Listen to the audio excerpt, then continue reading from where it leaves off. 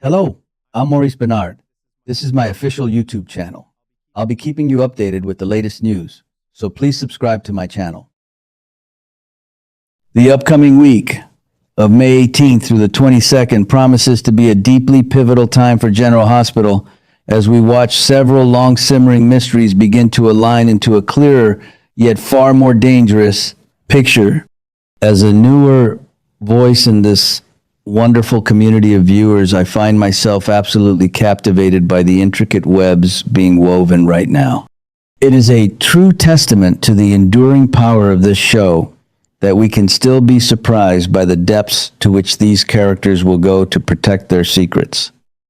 This week, we are not merely watching events unfold. We are watching the residents of Port Charles frantically trying to piece together puzzles that could fundamentally alter their lives. The stakes are incredibly high, and I cannot help but feel a profound sense of anticipation for the emotional fallout that is surely on the horizon. One of the most intriguing developments we are about to witness is the highly anticipated debut of Jonathan Bennett on May 18th, stepping into the role of Joe Fitzpatrick. It is always a momentous occasion when a new face arrives in town, especially when that face belongs to a character embedded within the Port Charles Police Department. However, what makes Joe's arrival so utterly fascinating to me is the immediate revelation that he is not the straightforward, honorable officer he might appear to be on the surface. We are already learning that Joe has secrets he is desperate to keep hidden, and in my view, this strongly suggests he may be operating as an informant for the dangerous Jen Sidwell. The introduction of a corrupt element within the PCPD is a classic and highly effective narrative choice, as it instantly elevates the danger for all of our beloved heroes who mistakenly believe the law is on their side. I must say, I find the prospect of a compromised police force to be a brilliant way to increase the tension across multiple storylines. If Joe Fitzpatrick is indeed feeding information to Sidwell, or perhaps harboring an entirely different, equally sinister agenda, it means that no one in Port Charles is truly safe when they turn to the authorities for help. I appreciate when the writers introduce a character who blurs the lines between right and wrong, as it forces the established residents to rely on their own instincts rather than institutional protection. Joe's presence is a wild card, and I am eagerly looking forward to seeing which of our veteran characters will be the first to look past his badge and recognize the shadow lurking beneath his official exterior. This brings me to Carly Spencer, who is never one to be left behind when a mystery is unfolding. Carly possesses an almost uncanny intuition, especially when it comes to the people she loves and the enemies she despises. She already holds a crucial piece of the puzzle, knowing that Nina Reeves injected Brennan with Drew's medication. It is only a matter of time before Carly's sharp mind connects the dots, and she begins to suspect that Willow Kane is the one deliberately administering the drug to simulate Drew's stroke. I have always found Carly's protective nature to be her most compelling trait, even when it leads her to make questionable choices. If she realizes that Willow, a woman who was once the picture of innocence, is behind such a calculated and cruel act, the resulting confrontation will be nothing short of explosive. I firmly believe Carly will stop at nothing to expose the truth, setting the stage for a monumental family fracture.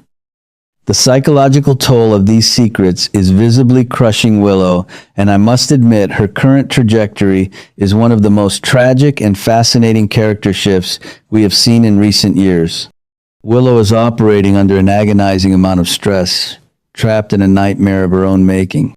In her desperation, she is leaning heavily on Harrison Chase for comfort, even as she remains unable to confess the horrifying truth of what she has done to Drew. It is a deeply uncomfortable dynamic to watch, as her intimacy with Chase is built on a foundation of profound deceit. While I understand her human need for a safe harbor, her actions are undeniably toxic. She is pulling Chase into a web of betrayal that will inevitably break his heart once the full scope of her actions is brought to light. Adding a chilling layer to Willow's desperate search for comfort is the presence of Michael Corinthos, who has fully embraced the darker, more ruthless aspects of his family's legacy. Instead of confronting his wife about her infidelity and her lies, Michael is operating from the shadows, acting as a private investigator in his own marriage. The image of Michael coldly snapping photographs of Willow and Chase in a moment of intimacy is deeply unsettling. It shows a man who has moved past the point of seeking reconciliation and is instead meticulously gathering the ammunition he needs to utterly destroy her. While I can certainly understand the profound pain of being betrayed by a spouse, Michael's calculated, blackmail-driven approach is a stark reminder that the Corinthos instinct for vengeance is very much alive within him.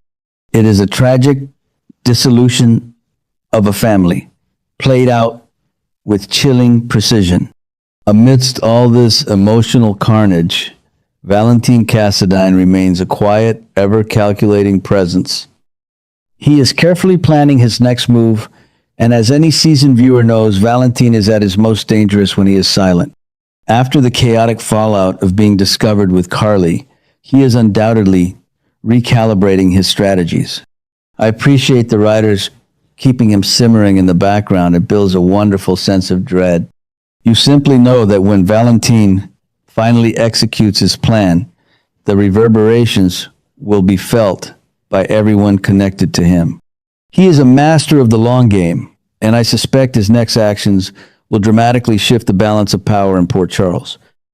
While new threats arrive at the police station, a very different kind of danger is brewing over at Windermere.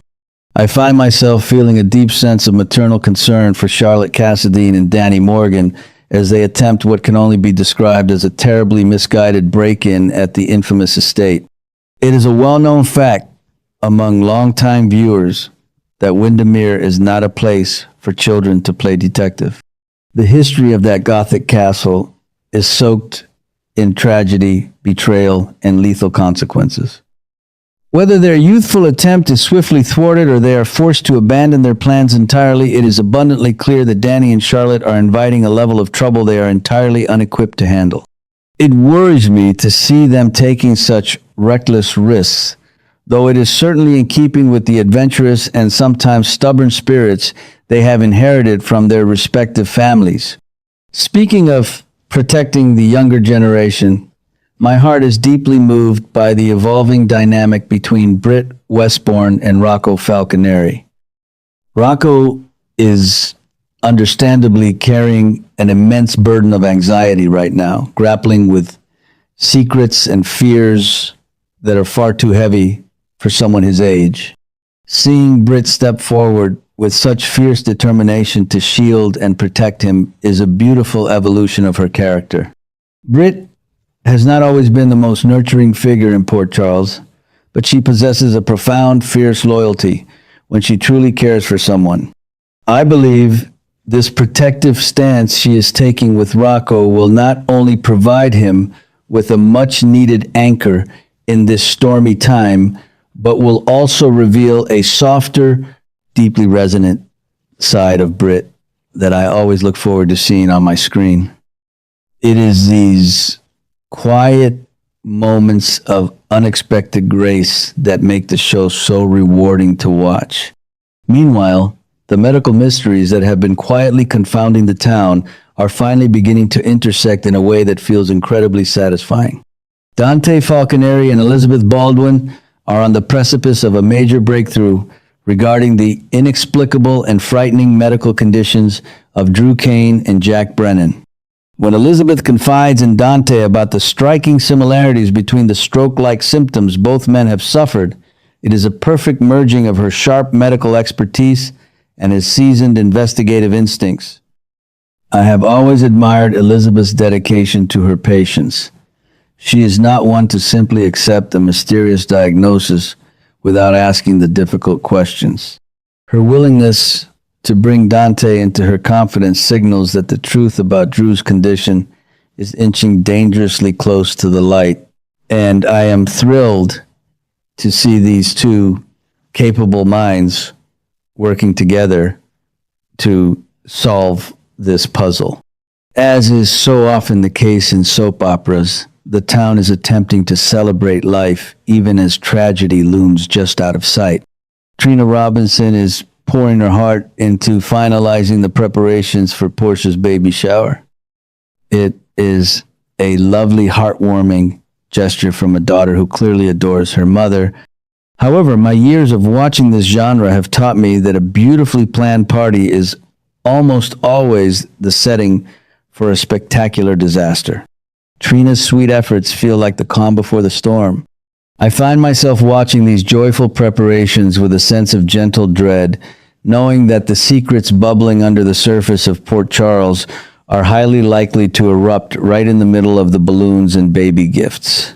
It is a classic narrative device, and I am fully prepared for the inevitable drama that will unfold when the guests gather.